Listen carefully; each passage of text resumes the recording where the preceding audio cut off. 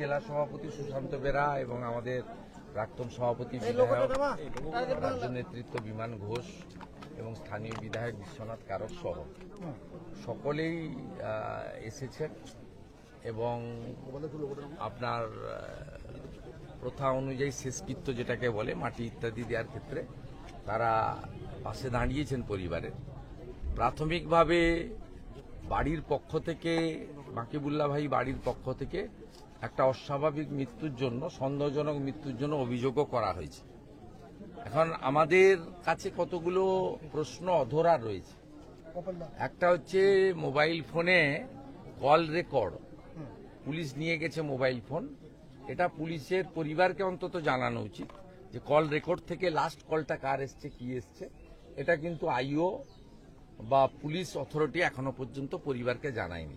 পরিবার খুব প্যানিকড আছে। আমরা সিদ্ধান্ত নিলাম একটা সিসিটিভি এক্সিট এন্ট্রান্সে এখানে আমরা 2-1 দিনের মধ্যে পার্টির পক্ষ থেকে ওদেরকে লাগানোর ব্যবস্থা করে দেবো।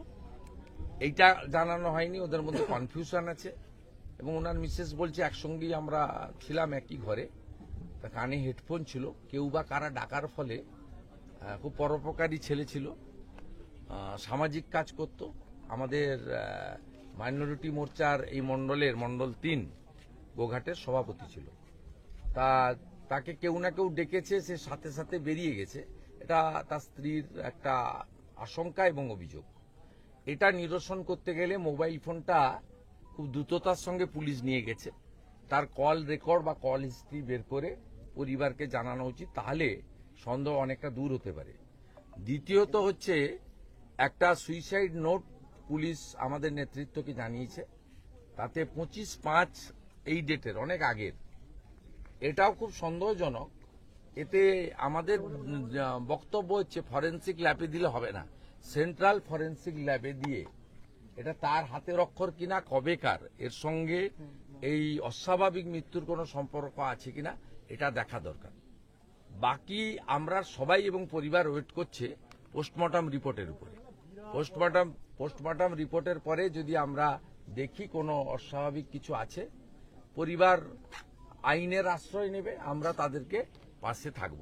আমি এখানকার প্রতিবেশীদের দলমত নির্বিশেষে অনুরোধ করে গেলাম তারা যেন পরিবারটাকে লক্ষ্য রাখে। তার এক ভাই রাজস্থানে পরিযায়ী শ্রমিকের কাজ করে, বসির, সেটাও দেখবেন। বয়স্ক বাবা আছে, একটা ছেলে একটা মেয়ে আছে, ছেলে মেয়ের পড়াশোনার ব্যাপারেও আমরা আমাদের দলের পক্ষ থেকে পাশে থাকব। আমাদের প্রাথমিকভাবে ওনাদের শেষকৃত্যের সময়ও আমাদের বিমান ঘোষ, সুশান্ত বেরা, বিশ্বনাথ কারকরা পাশে দাঁড়িয়েছেন, তাদের ব্যক্তিগতভাবে সাহায্য করেছেন। আজকে আমরা দলের পক্ষ থেকে কিছু আর্থিক সাহায্য করেছি। ভবিষ্যতে তার 2 বাচ্চার পড়াশোনার দায়িত্ব সহ আরও কতটা কি সহযোগিতা করা যায়, এই আমাদের অত্যন্ত একটা বলিষ্ঠ কার্যকর্তা 18 সাল থেকে আমাদের সঙ্গে আছেন, আমরা সেটা চেষ্টা করব।